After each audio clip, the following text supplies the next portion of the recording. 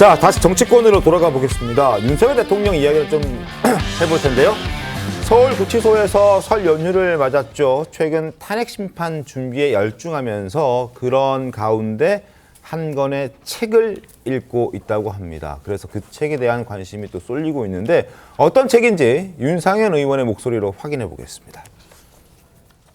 오히려 대통령께서 변호인들을 오히려 기운을 북돋워 주신다고 하니까 의연하게 계신다고 그럽니다.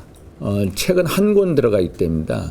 김진홍 목사가 서명하신 그 성경, 그 책 보고 계시고 특히 탄핵 심판 이거에 대해서 준비를 본인 스스로 많이 하고 계시다. 밖에 있는 분들한테 오히려 죄송스럽고 또 고마운 그런 마음을 갖고 계신다고 합니다. 네, 지금 윤석열 대통령 스스로 탄핵 심판 준비를 많이 하고 있는 것 같은 지금 내용들이 증언들을 통해서 나오고 있는데 연휴 내내 변호인만 지금 접견을 한 상태잖아요. 근데 성경책을 읽고 있다. 이건 어떤 맥락일까요? 일단 그 윤석열 대통령이 그 어린 시절에는 교회를 다녔다고 하죠. 네. 그런 거니까 본인이 일단 교인이기도 하고 성경책을 읽는다는 것은 뭐 한번 좀 돌아보는 그런 이제 의미에서 자기 삶을 돌아보는 의미에서 읽는 것 같은데. 그 공수처 단계에서는 사실은 접견도 금지가 됐고 서신 교환도 금지가 됐잖아요. 네. 금지가 됐는데 이번에 검찰로 넘어가면서 그건 풀렸어요. 풀렸고 그런데 이 공휴일이기 때문에 접견이 안 된다고 했지만 구치소장이 허용을 하면은 또 접견이 네. 되는 상황이었어요. 그런데도 일단 다른 사람들은 뭐 접견을 하지 않고 가령 김건희 여사나 접견을 하지 않고 변호인들과 이렇게 계속 그 변론 준비를 하고 또 특히 재판도 이제 시작이 되거든요. 헌재가 설 연휴가 끝나고 나면 헌재가 굉장히 중요한 고비를 맞습니다. 네. 거기서 군 지휘관들이 이제 정인으로 다 출석을 해요. 네. 그럼 군 지휘관들이 처음에 했던 이야기들을 윤석열 대통령과 김용현 전 장관이 직접 출석을 해서 많이 반박을 했지 않습니까? 거기에 또 재반박이 또 나올 수가 있으니 네. 그 헌재도 상당히 중요하고 또 재판부도 곧 결정이 되면은 법원 재판도 중요하니까 일단은 이 변호인들 접견하는데 그 전력을 기울이는 그런 모습을 연휴 동안 지금 보이고 있는 거죠. 자, 재판 상황들 저희가 굉장히 중요해서 잠시 뒤에 좀 자세하게 짚어드리도록 하겠고요.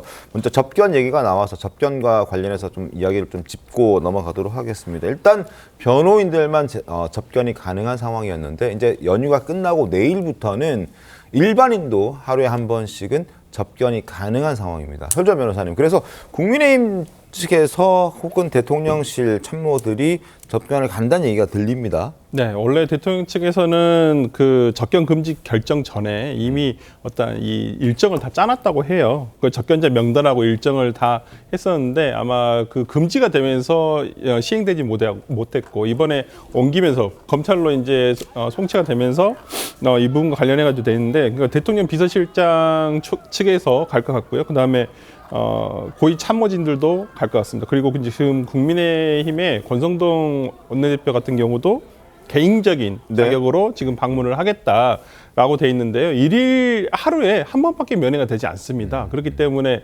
아마 지금 특히나 화목 같은 경우에는 대통령 측에서 헌법재판에 훨씬 더 좀 치중하고 싶다. 그래서 이 화요일과 목요일 같은 경우에는 일반 접견을 조금 안 하고 싶다라고 얘기를 하고 있고 나머지 월수금을 통해서 3회 아마 접견이 있을 텐데 네. 접견 시간이 좀 짧습니다. 그러니까 몇 일반적으로는 분인가요? 10분이에요. 10분? 10분인데 이 교도소장, 그러니까 구치소장의 허가가 있게 되면 30분까지는 가능해요. 그리고 아마 제가 봤을 때는 지금 국회의원들은 아마 장소 변경 접견이라고 하죠. 네. 우리가 뭐 과거에는 특별면회라고 불렸던 건데 아마 그걸 통해서 하게 되는데 그때도 시간은 원칙상 똑같습니다. 10분 또는 이제 구치소장이 허가하면 30분까지 가능한 것이기 때문에 둘 다 일반 면회나 장소 변경 접견이나 둘 다 어떤 녹음은 되고요. 거기에 대해서 수기로 어떤 그 관련 공무원들이 들으면서 이걸 청취하면서 어떤 얘기를 하는지는 전부 다 기재하도록 돼 있습니다. 아, 네, 그렇군요. 기재해서 내용도 공개할 수 있는데 아마 윤석열 대통령을 지지하는 세력이나 여권 관련 인사들이나 일반인 접견 신청 아마 많이 이루어질 것 같은데 일단 윤 대통령은 본인 재판에 좀 더 집중하는 모습을 보이겠다 이런 선택을 한 것 같아요. 다만 이제 김건희 여사가 혹시 또 접견을 할 수 있지 않겠느냐, 가족 접견은 또 다른 얘기잖아요. 네. 그 부분은 어떻게 보십니까? 근데 가족도 뭐 어떻게 제가 봤을 때는 장소 변경 변경 접견 신청을 할 거는 같습니다. 아, 장소를 변경해서 다른 데서. 네, 아니 근데 다른 데여도 구치소 내에 안에죠? 네. 다른 거실이기 때문에 네. 그러니까 어떤 이 차단막이라든지 이런 게 없는 상황에서 할 수만 있는데 그러한 경우도 아까 말씀드렸듯이 어떤 시간상으로는 정해진 어떤 규칙이 있기 때문에 그 시간상 그 시간 범위 내에서만 접견이 가능한 거고요. 아마 지금 김건희 여사가 접견을 하느냐 안 하느냐 이 부분과 가지고 뭐 얘기가 있습니다만은 뭐 지금 들리는 보도에 의하면 김건희 여사가 일단 건강이 안 좋고 그다음에 아무래도 움직이면 경호 차량이 움직이지 않습니까? 그러니까요. 그렇기 때문에 뭐 몰래 갔다 오기는 더욱더 힘든 상황이기 때문에 이모 정치적인 해석이 나올 수 있는 상황이라고 본다고 한다면 아무래도 김건희 여사의 접견은 지금 당장은 좀 어렵지 않을까 싶습니다. 사실 이 경호 차량이 움직일 수 있는 게 지금 윤석열 대통령은 구금 상태이기 때문에 김건희 여사밖에 없는 거잖아요. 그렇죠. 그러니까 네. 워낙 이 동선이 또 노출될 수가 있어서 안전상의 문제 등도 고려해서 적절하게 조치를 취하지 않을까 싶습니다. 네.